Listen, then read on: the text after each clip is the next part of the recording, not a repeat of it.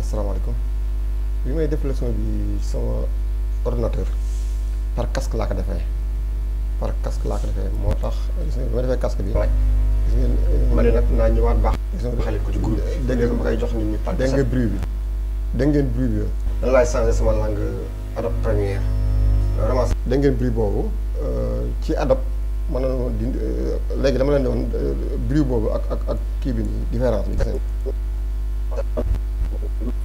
ak bi wax nañu doon ma koy laaj loolu nekkoon sama benn YouTube bi tëj.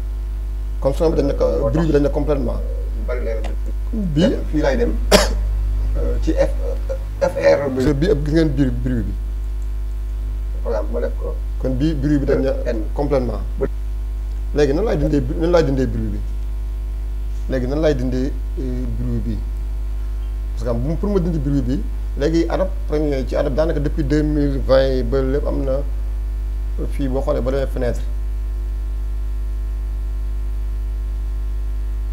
demee fenêtre am na sax amélioration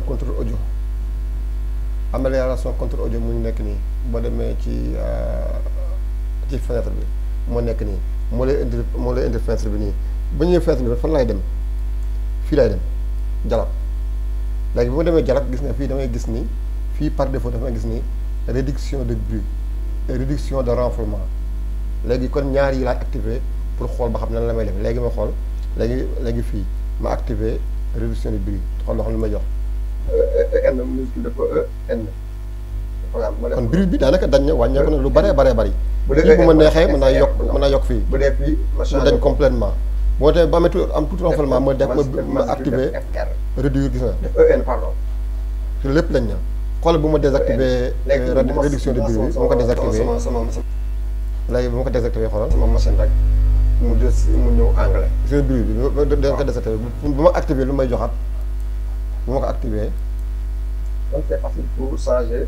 soo bi xaw naa am kii tuuti mais bruit bi ak renflement bi yëpp dañ na par exemple nii la ñuy dindee ay secret yu bruit bi ci nii la ñuy dindee bruit ci Adobe Premiere bi je crois bi tamit leçon bi tamit yomb na.